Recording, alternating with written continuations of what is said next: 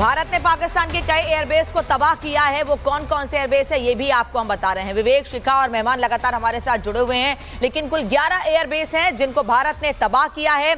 इनमें Jacobabad, Sukkur, Bholari, Rafiki, Sargodha airbase है, सियालकोट का एयरबेस है, स्कार्दू है और सबसे बड़ा नूर खान एयरबेस है। चुनियन, मुरीद, ये वो एयरबेस हैं जिसे भारतीय सेना ने तबाह कर दिया है। एक एक करके भारतीय सेना ने इन एयरबेस को टारगेट किया और सबसे बड़ी बात है विवेक और शिखा कि जहां पर टारगेट किया सिर्फ नुकसान वहीं पर हुआ है और जगहों पर नहीं। बिल्कुल, इसे पिन पॉइंट टारगेट कहते हैं। और कमाल का प्रदर्शन भारत की तरफ से, जितनी भी सैल्यूट आप कर सकें और शौर्य का जितनी भी गाथा गा सकें, ये जो पिन पॉइंट आक्रमण किए गए वो ये बताते हैं कि भारत ने सटीक वार किया और पूरे विश्व को संदेश दिया है। एक बड़ी खबर आ रही है। बिल्कुल इसी बीच बड़ी खबर का रुख कर लेते हैं। ऑपरेशन सिंदूर पर बीजेपी नेता अमित मालवीय का पोस्ट, भारत 90 मिनट में पाकिस्तान को घुटने पर लाया।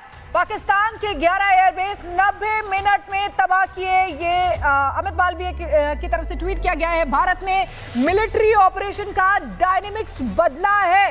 भारत ने पाकिस्तानी वायुसेना की क्षमता खत्म कर दी है। भारत के आक्रामक प्रहार से पाकिस्तानी सेना का मनोबल टूटा है, अमित मालवीय की तरफ से कहा गया है। और हमारे साथ नेवल कैप्टन श्याम कुमार जी हैं। सर, आपसे कहना चाहूंगी कि कुछ भी हुआ है लेकिन पाकिस्तान घुटनों पर आया है भारत के सामने। कमाल का भारत है और फिर से कमाल दिखाया है। 4 बार दिखाया था, 5वीं बार दिखाया है। बहुत बड़ा डेटरेंस था और इसके कारण बहुत सारी जो चेंजेस आए लगातार एक के बाद एक कल, वो जाहिर था, ये तो होना ही था। अब मैं आपको कहना चाहता हूं कि ये डेटरेंस और ये कमाल और ये जो रणनीति में चेंजेस आए, इसके पीछे बहुत सारे ग्रीन रूम के जो काम चल रहे थे उन्हें भी मैं सलाम करना चाहता हूं। ये जरूरी है समझना कि एक्ट ऑफ वॉर डिक्लेयर करना क्रॉस बॉर्डर टेररिज्म को इतना आसान नहीं था। ये हम शायद 40 साल, 30 साल, 20 साल पहले भी कर सकते थे। सतत प्रयास आर्म फोर्सेस की तरफ से खासकर और डिप्लोमेटिक चैनल से खासकर इसलिए जरूरी था क्योंकि इससे हमारे आर्म फोर्सेस को एक नई रणनीति बनाने में मदद मिलेगी और वो बहुत बड़ी बात है। इसको समझना जरूरी है और यही फ्यूचरिस्टिक मैसेज है। ये जब मैसेज आया था कल, तो उस समय मैंने कहा था कि ये टोनिंग डाउन और एक डेटरेंट मैसेज है। ये वॉर के तरफ से डेटरेंस नहीं है, ये बिना मारे हुए मार करने का मैसेज है। और ये कैसे है, इसको समझने के लिए थोड़ा सा समय चाहिए। देखिए, हमारे आर्म फोर्सेस एक रूल्स ऑफ एंगेजमेंट में international law of armed conflict में लड़ती है और उस हिसाब से हमें रिस्ट्रेन करना पड़ता है। देश आज चाहता है कि आज हम पाकिस्तान को खत्म कर देते, नेस्तनाबूद कर देते। यह सही मौका था, यही समय था, सही समय था। बिल्कुल सर, मैं आपको यहां रोकना चाहूंगा। उस दस्तावेज, उस पैकेज की हम बात कर रहे हैं, ठीक है, एक्ट ऑफ वार की बात हो रही है, लेकिन आम जनता को भी समझाना होगा। तो यूके सर जरा बताइए ये दस्तावेज, क्योंकि हार्ड कॉपी होनी जरूरी है किसी बात की। देखिए, फौज का एक काम करने का तरीका होता है, किसी भी सरकारी तंत्र का काम करने का तरीका होता है। खास तौर से जब स्ट्रेटेजिक डिसीजंस होते हैं, ऐसे डिसीजंस जिसमें कि देश के बीच में जीवन मरण का सवाल उठता है, तो लिखित डॉक्यूमेंट बनाए जाते हैं, बहुत ही फॉर्मल डॉक्यूमेंट होते हैं। मैं आपको बताता हूं कि आर्मी में जितनी भी या एयरफोर्स में, नेवी में जो वॉर डॉक्ट्रिन है, इनको आर्मी हेडक्वार्टर नहीं बनाती है, एयर हेडक्वार्टर नहीं बनाती है, ये मिनिस्ट्री ऑफ डिफेंस से बन के आते हैं। और अगर आप नीचे सिग्नेटरी देखो, वो कोई जनरल नहीं साइन करते, उनके नीचे साइन होता है डेस्क ऑफिसर। दूसरी बात, जब मिनिस्ट्री ऑफ डिफेंस इस तरह के एक जबरदस्त, मैं तो कहता हूं सांघातिक डॉक्यूमेंट को बनाती है जिसका कि बहुत ही दूरगामी परिणाम निकलने वाला है भविष्य में, तो उस डॉक्यूमेंट को विदेश मंत्रालय से भी वेटिंग कराई जाती है। देखिए, किसी भी संकेत का, जब हमने बोला कि भविष्य में अगर कोई आक्रामक आतंकवादी गतिविधि होती है तो इसे युद्ध माना जाएगा, इसका मतलब ये नहीं कि विदेश मंत्रालय चाहता है कि हम चुटकी बजाते ही छलांग मारते हुए युद्ध में कूद जाएं। नहीं, बहुत ही सोच समझ के इन डॉक्यूमेंट्स को बनाया जाता है। एक कब, कहां, कैसे, क्या हुआ जिसको कोई युद्ध माना जाएगा। मैं आपको बताता हूं, कल कानपुर में एक यूनिवर्सिटी के बच्चों ने बस में आग लगा दी यूनिवर्सिटी के बाहर में, और खबरें फैल गई कि इन यूनिवर्सिटी के बच्चों में कुछ ऐसे बच्चे हैं जो कि विदेश की ताकतों से प्रेरित थे, तो क्या उसे आतंकवादी गतिविधि मानी जाएगी और हम पाकिस्तान के ऊपर हमला कर देंगे?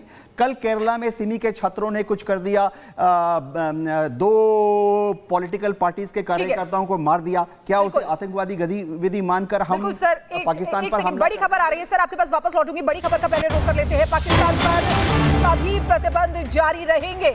व्यापार, एयर स्पेस, वीजा पर प्रतिबंध जारी रहेगा। ये बड़ी खबर आपको बता रहे हैं। देखिए किस तरीके से सीजफायर हुआ है, लेकिन पाकिस्तान ने फिर भी उल्लंघन किया और ये भारत की तरफ से भी स्पष्ट कर दिया गया है कि एक्ट ऑफ वॉर इसको माना जाएगा अगर भारत किसी भी आतंकवादी, माफ कीजिए, पाकिस्तान अगर किसी भी आतंकवादी गतिविधि को अंजाम देता है। लेकिन आपको इसी बीच बता दें कि पाकिस्तान पर जो बाकी के प्रतिबंध है वो सभी प्रतिबंध जारी रहेंगे, चाहे वो व्यापार हो, एयर स्पेस हो, वीजा हो, सभी पर प्रतिबंध जारी रहेंगे। ये बड़ी जानकारी अपने दर्शकों को दे दें। पाकिस्तान पर सभी पूरी तरह से जारी रहेंगे, यानी कि पूरी तरीके से जारी रहेगा। सीजफायर जरूर हुआ है, लेकिन बाकी के जो बड़े फैसले लिए गए हैं भारत की तरफ से वो लागू रहेंगे। व्यापार से लेकर एयर स्पेस से लेकर वीजा पर सभी पर प्रतिबंध रहेगा। तो वो कौन कौन से बातें हैं, किसको लेकर भारत की ओर से पाकिस्तान पर प्रतिबंध लगाया गया था, कौन कौन से प्रतिबंध है जारी रहेंगे पाकिस्तान पर, अब मैं ये आपको बता देती हूं। दरअसल भारत ने यह साफ ऐलान किया था कि सिंधु नदी से पाकिस्तान को पानी नहीं मिलेगा।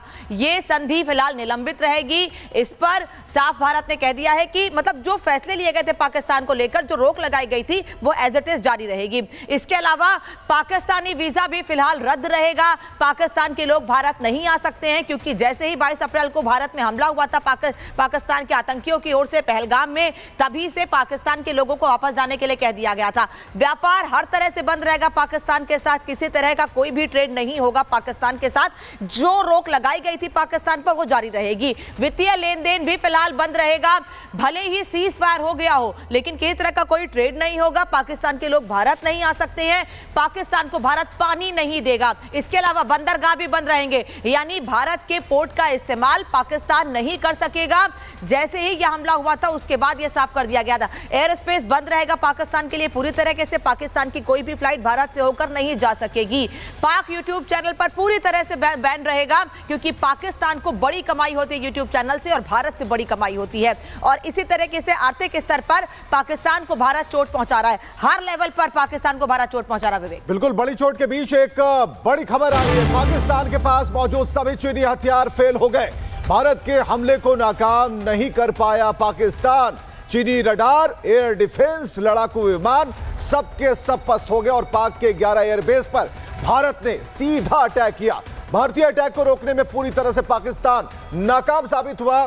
चीन की मिसाइल PL-15 होशियारपुर में मिली। तो बड़ी खबर।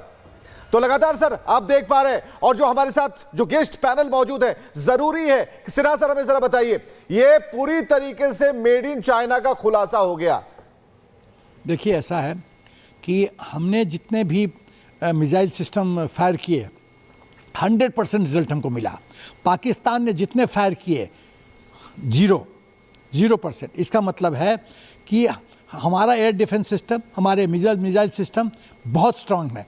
पाकिस्तान का air defence system, missile system बकवास है। और ये एयर सिस्टम और मिसाइल किसने दिया? चीन ने दिया। ड्रोन्स किसने दिया? टर्की ने दिया। तो ग्राउंड पे तो इफेक्टिव है ही नहीं। और सबसे बड़ा झटका इस पूरे केस में चीन को लगा है। अफ्रीका के कई देशों को चीन ये बेचना चाहता था, उसका चूरन अब बिकेगा नहीं, क्योंकि अब तो बैटल होता है वो किसी भी इक्विपमेंट का टेस्टिंग ग्राउंड होता है, लैब होता है। यदि अब उस लैब में वो सफल है तो इसका मतलब जो खरीदार, जो पॉसिबल खरीदार हैं वो तो नहीं लेंगे उस इक्विपमेंट को। तो ये तो चीन को भी झटका लगा है। और आयरन क्लैड दोस्ती करते रहो पाकिस्तान से।